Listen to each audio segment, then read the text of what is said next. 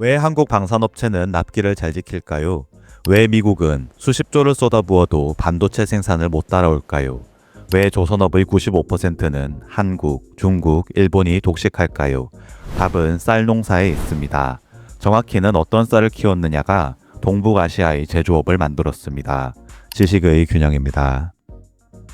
쌀 농사와 밀 농사의 결정적 차이가 하나 있습니다. 필요한 노동력의 차이입니다. 밀은 씨앗을 뿌리고 기다리면 됩니다. 가족 단위로 경작이 충분히 가능하죠. 쌀은 다릅니다. 모내기 적기는 1년에 단 며칠, 그 며칠 안에 마을 전체가 동시에 움직여야 합니다. 혼자서는 불가능한 일입니다. 그래서 밀 지역 사람들은 개인주의적이고 쌀 지역 사람들은 집단주의적입니다. 이것이 토마스 타렐름 교수의 쌀 이론입니다. 모내기 작업을 생각해 보세요. 한 사람이 빗둘게 심으면 줄 전체가 틀어집니다. 내 실수가 팀 전체의 문제가 됩니다. 즉, 팀 책임이 몸에 배는 것입니다. 타이밍도 중요합니다. 며칠만 늦어도 한 해 농사가 끝납니다. 이것은 납기 엄수를 생존 본능으로 만들게 됩니다. 그리고 쌀 농사에서 수백 년 동안 훈련한 것들은 공장에서 그대로 나와 강력한 제조업의 토대가 됩니다. 그런데 같은 쌀 문화권인데도 한국, 일본, 중국은 제조업 방식이 전혀 다릅니다. 왜 그럴까요? 한국 제조업의 키워드는 빨리빨리입니다. 이건 단순한 국민성이 아니라 생존 조건이 만들어낸 것입니다. 지도를 보면 국토의 70%가 산입니다. 농사 지을 땅이 얼마 없다는 뜻입니다. 기후도 극단적입니다. 겨울에는 영하 20도까지 떨어지고 여름에는 40도 가까이 오릅니다.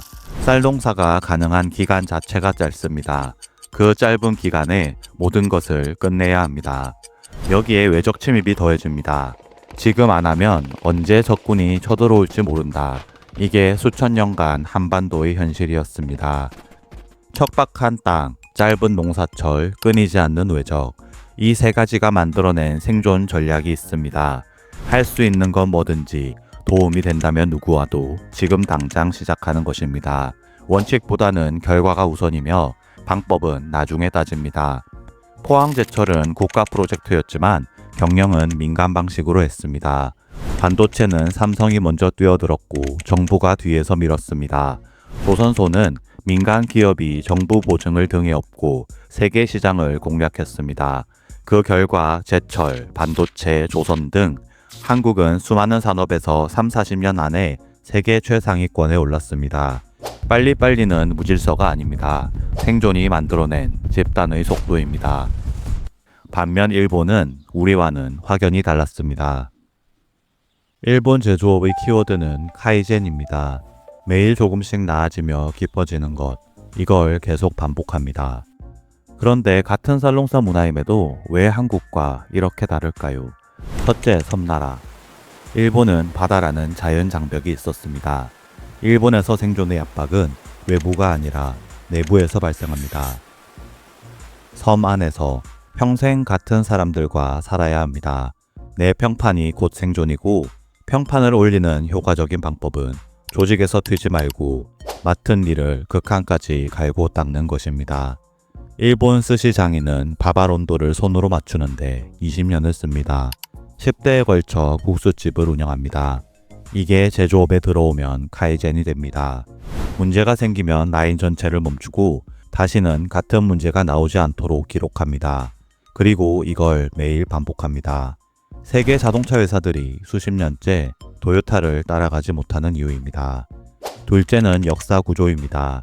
일본은 오랫동안 지방 다이묘들이 각자 자기 땅을 독립적으로 다스렸습니다.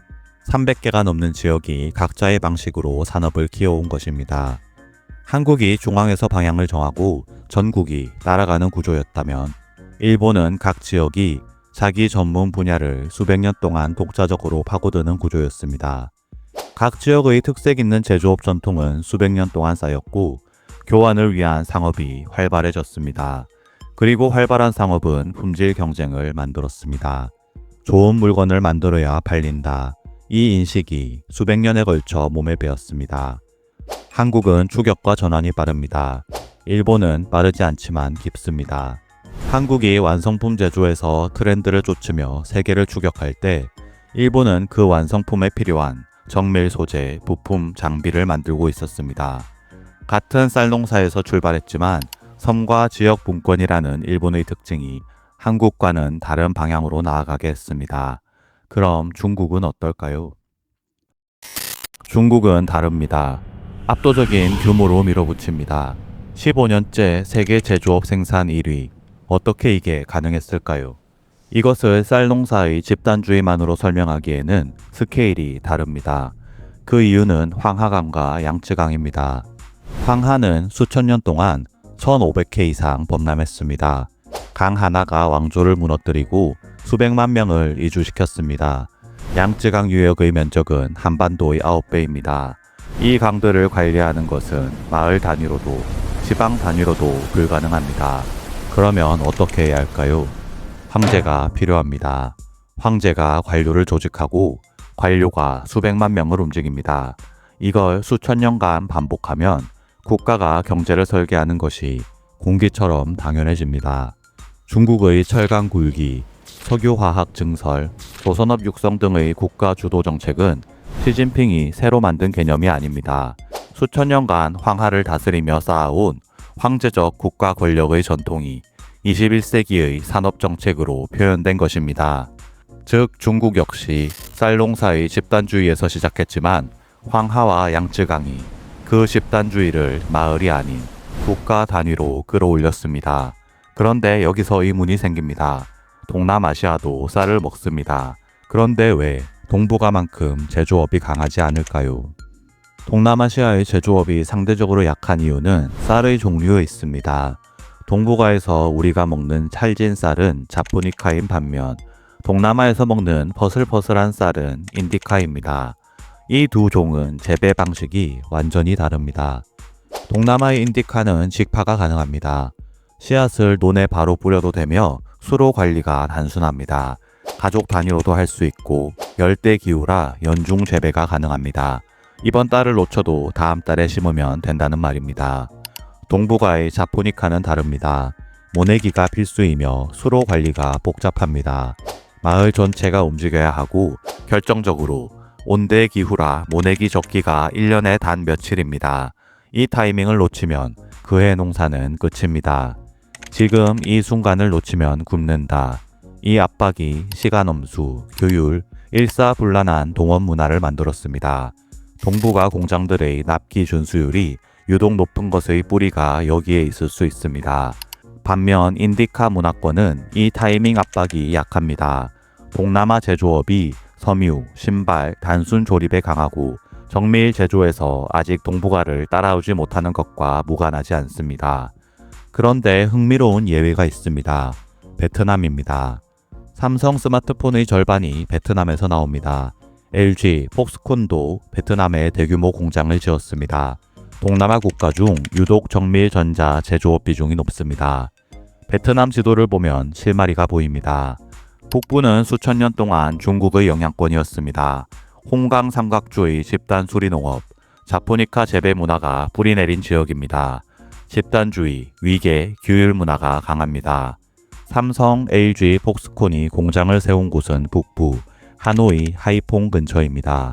반면 남부는 메콩강 삼각주의입니다. 인디카 중심입니다. 유연하고 개방적인 문화입니다. 섬유와 신발, 유연하고 대규모인 산업입니다. 한 나라 안에서도 쌀의 차이가 산업의 종류를 가른 것은 아닐까요? 물론 이게 전부는 아닙니다. 독일은 쌀 한 톨 없이도 세계 최고의 제조업 국가입니다. 베트남은 지금 이 순간에도 빠르게 바뀌고 있습니다. 하지만 지금까지 누구도 명쾌하게 설명하지 못했던 이 질문에 쌀 농사는 꽤 설득력 있는 답을 내놓고 있었습니다. 한국은 빠르게, 일본은 깊게, 중국은 크게 세 나라가 전혀 다른 방식으로 세계 제조업을 장악했습니다. 하지만 그 뿌리를 거슬러 올라가면 전부 같은 곳에 닿습니다. 바로 쌀 농사입니다.